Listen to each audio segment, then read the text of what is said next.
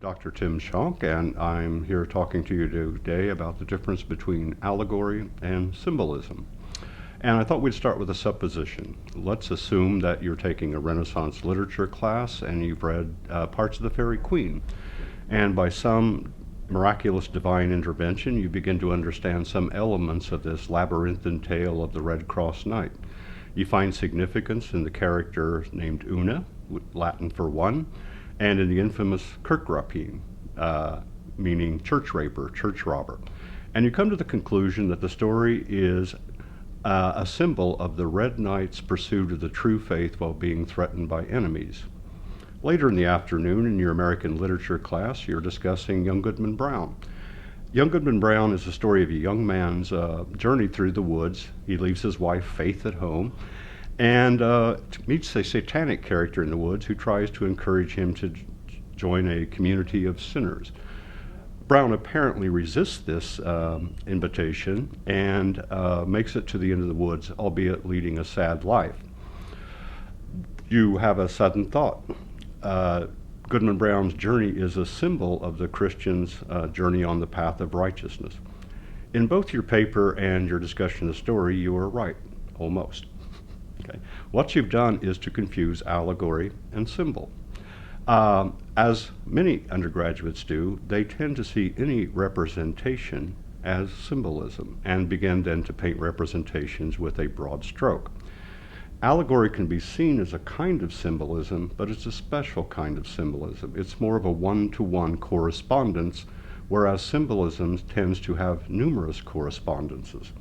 As M.H. Abrams put it, an allegory is a story that makes sense on a literal, superficial level, but it signifies another story on a more complex level.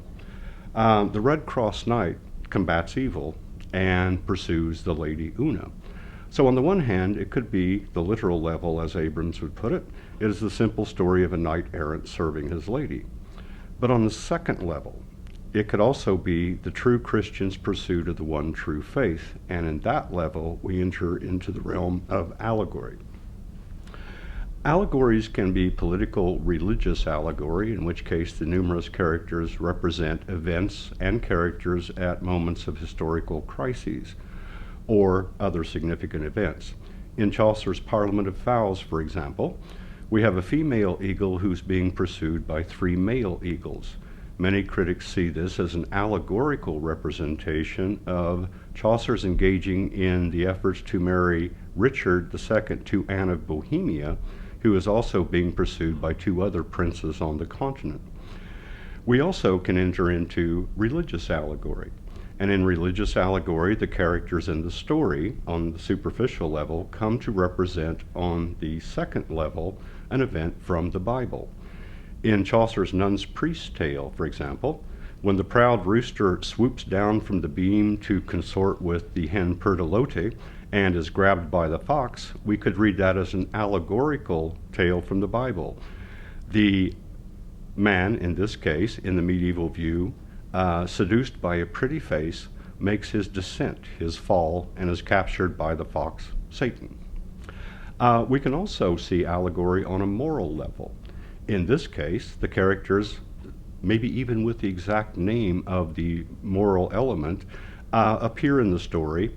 A most famous case occurs in the Middle Ages when we have the parade of 7 deadly sins. And you might have lust riding in, dressed in red, leading a goat. The character sloth riding a mule, drowsy-eyed, almost falling asleep and losing his mount. Those are on the allegorical level. In contrast, a symbol, rather than having a one-to-one correspondence, will have a variety of meanings. As one wag put it, it was important that Melville invented such a huge symbol as the white whale to hold all the meanings that critics have put into it. Okay? So let's take, for example, a story in which a lady occurs dressed in a white gown. Does the white gown suggest innocence, the oppression of the white race, a moral void? All of these, some of these? This is probably on the level of symbolism. If her name is Virginia, and she is being pursued and threatened by Sir de France and others, then we're probably on the level of political allegory. Symbolism is rich in its suggestiveness. Allegory is rich in its specific reference to other events outside the text. So I'll close with a little story of a student of mine who came by. We'll call him Dubitas, which is Latin for doubting.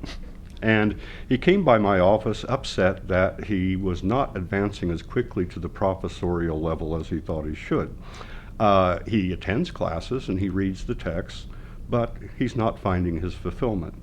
When I asked to see his notebook in which he was supposed to write further thoughts that he had on the readings and do some research, he opened his notebook to show me all white pages, nothing written on them. Now, Dubitas is obviously an allegorical character representing the beginning student's journey to enlightenment and education. His white notebook is a symbol, an unfulfilled contract in terms of learning, a void in his learning, an inability to comprehend thoughts, perhaps.